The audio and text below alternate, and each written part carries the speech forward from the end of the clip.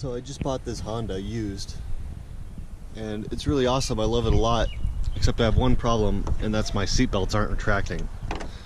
Well, I know how to fix these, and not only do I know how to fix them, but I know how to fix them for free, and it's super easy. So if you got a seatbelt like this is how you fix it. Pull up to your Honda dealer.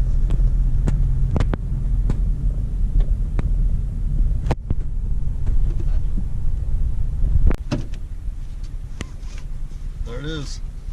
New seatbelts. $0.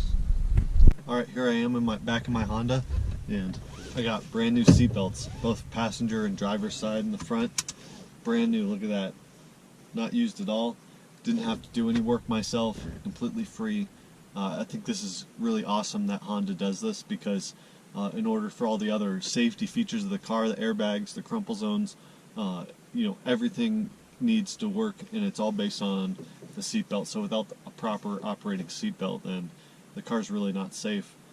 So I think more manufacturers should do this, where they replace your seatbelts completely free of charge, and they even gave me a car wash. So you can't really beat that. So thanks for watching.